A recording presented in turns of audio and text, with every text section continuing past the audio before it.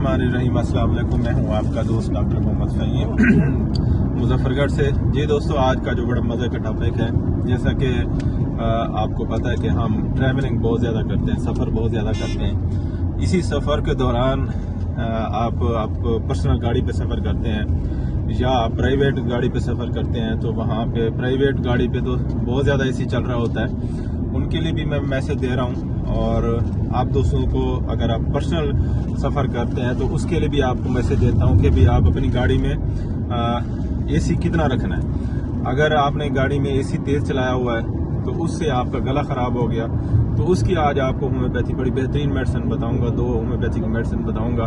अगर एसी से आपका नज़ला ज़ुकाम हो गया, गले में खराश हो गई, गले में दर्द हो गया या आपको बुखार हो गया, तो वो मैं आपको दोस्तों को मेडिसिन बताऊंगा। जैसा कि ये देखें कि जवेद भाई ने ना एसी चलाया हुआ है 28 के ऊपर, ठीक है। तो इसकी रेंज भी कितना रखनी है, जैसे कि आप आजकल मौसम चेंज हो रहा है, दिन गर्मी होती है, रात को ठंड होती है, उस हवाले से भी जो है ना आप मोहतात करें, एहतियात करें कि आपका गला ना ख़राब हो। तो अगर आपने एसी तेज़ कर दिया, ठीक है, ठंड आपके गले में जा रही है, तो उस हवाले से आपका अगर गला ख़राब हो गया, गला ख़राब हुआ, गले में खराश हुई, गले में दर्द हुआ, ज़ुकाम वगैरह हो गया, तो होम्योपैथी की बेहतरीन मेडिसिन है आर्सेनिक एल्बम। आर्सेनिक एल्बम आपने 30 में सुबह दोपहर शाम 3 टाइम इस्तेमाल करना है। तो ये इस तरह जो गला ख़राब होता है ना, इस तरह करते हैं तो ये गला आपका क्लियर और साफ़ हो जाएगा।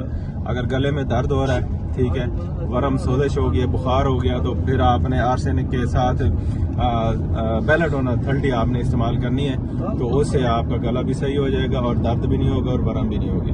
तो दौरान सफ़र आप गाड़ी का एसी नॉर्मल रखें, ज़्यादा ना रखें, और जो फ्रंट पे बैठे होते हैं ख़ास तौर ख्याल रखें कि फ्रंट वालों के गला, आजकल तो जो गाड़ियाँ, जैसे ये गाड़ी है, सिविक गाड़ी है, तो इसके तो बैक साइड पे भी है एसी का सिस्टम और फ्रंट पे भी है, तो आप नॉर्मल रखा करें। अब हम बात करते हैं जवेद भाई से कि जवेद भाई आप माशाल्लाह बहुत ज़्यादा सफ़र करते हैं, और हमारे दोस्तों को जो है ना इस हवाले से बताएं कि वो कितना एसी रखें और उसकी क्या एहतियाती तदाबीर करें।